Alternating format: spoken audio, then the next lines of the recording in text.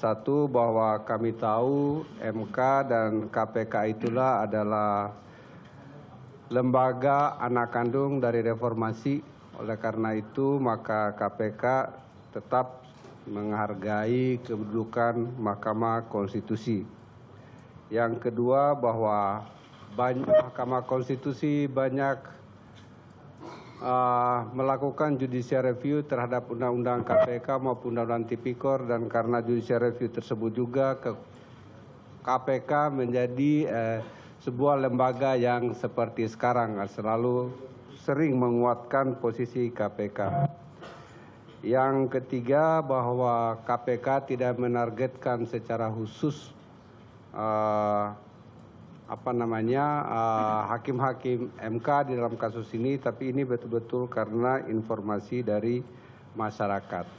Keempat, berharap bahwa MK tetap bekerja sebagai biasa, dan berharap juga apabila penyidik-penyidik KPK membutuhkan tambahan informasi yang berhubungan dengan kasus ini, kami minta kerjasama dari MK dan seluruh jajaran untuk membantu proses penyidikan kasus ini.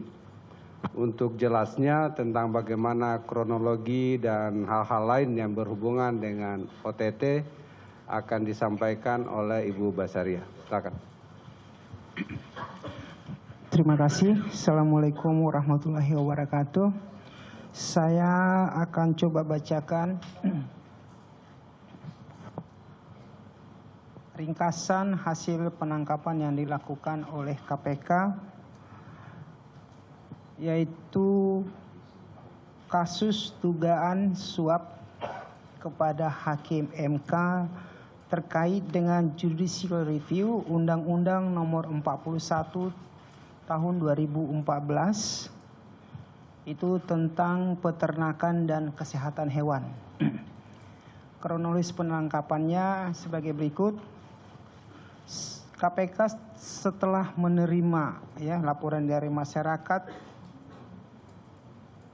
akan terjadinya suatu tindak pidana korupsi oleh penyelenggara negara, kemudian tim ditugaskan untuk melakukan pengecekan hingga operasi tangkap tangan dilakukan oleh tim KPK. Kemudian 11 orang diamankan dalam kegiatan operasi tangkap tersebut pada hari Rabu 25 Januari 2017 sekitar pukul 10 sampai dengan sekitar jam 21.30 malam. Ada di 3 lokasi berbeda di Jakarta. 11 orang tersebut adalah PAK, Hakim MK, yang bersangkutan adalah merupakan hakim dari MK. Kemudian BHR,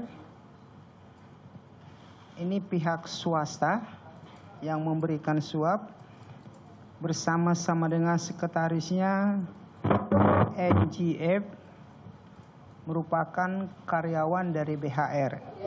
Kemudian juga KM, ini swasta yang menjadi perantara, perantara dari pihak swasta BHR kepada PAK.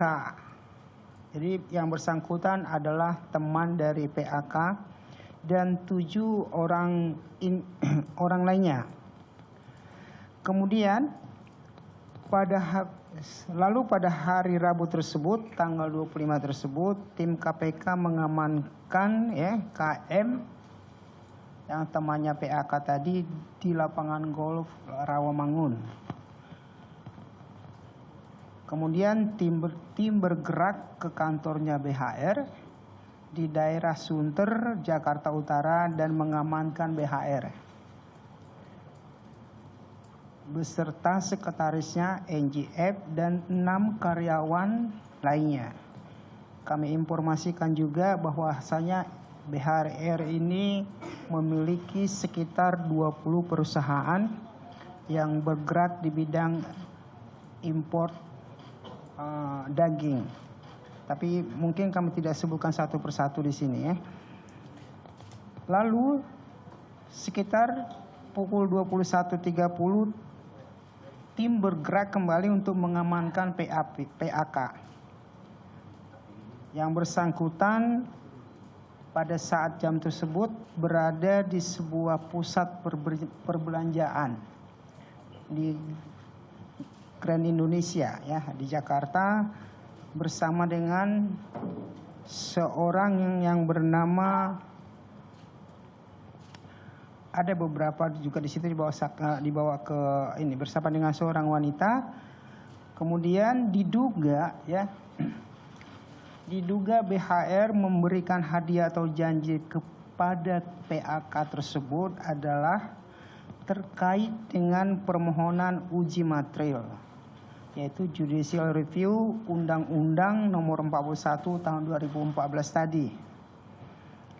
Dalam rangka pengurusan perkara dimaksud, BHR dan NJF selaku importir daging melakukan pendekatan kepada PAK, Hakim Konstitusi melalui KM. Hal ini dilakukan oleh BHR dan NJF agar bisnis impor daging impor daging mereka dapat lebih lancar. Setelah pembicaraan, PAK menyanggupi akan membantu agar permohonan uji material tersebut dengan nomor 129 PUU 12 tahun 2015 dimaksud dapat dikabulkan oleh MK. PAK diduga menerima hadiah $20.000 dan $200.000 Singapura. Dalam kegiatan ini, tim telah mengamankan berupa dokumen pembukuan perusahaan dan juga voucher pembelian mata uang asing tersebut, serta draft putusan perkara nomor 129. Setelah mengamankan 11 orang tersebut, KPK melakukan pemeriksaan 1 kali 24 jam hingga menetapkan status penanganan perkara. KPK meningkatkan status perkara ke penyidikan dengan penetapan 4 orang tersangka, yaitu PAK dan KM diduga sebagai penerima disangkakan melanggar pasal 12 huruf C atau pasal 11 Undang-Undang Nomor 31 Tahun 1999 sebagaimana dirubah dengan Undang-Undang Nomor 20 2001. Yunto pasal 55 ayat 1 ke 1 KUHP. Kemudian BHR dan NJF diduga sebagai pemberi disangkakan melanggar pasal 6 ayat 1 huruf A atau pasal 13 Undang-Undang Nomor 31 1999 sebagaimana diubah dengan 20 Undang-Undang 20 tahun 2001. Untuk pasal 55 ayat 1 ke 1 KUHP. Untuk 7 orang. Untuk 7 orang lainnya yang turut diamankan saat OTT saat ini masih berstatus sebagai saksi. Di awal tahun 2017 ini, KPK kembali memberikan peringatan dan himbauan kepada para penyelenggara negara, khususnya penegak hukum, untuk memberikan contoh yang kuat untuk memberikan contoh untuk tidak menerima suap, menyalahgunakan kewenangan untuk kepentingan pribadi atau terlibat dalam perbuatan korupsi. Kami mengingatkan agar kita melihat kembali sumpah jabatan yang dibacakan pada saat para penyelenggara negara dilantik. Kira-kira itu dulu yang bisa kami informasikan untuk rekan-rekan semuanya. Sekian dan terima kasih.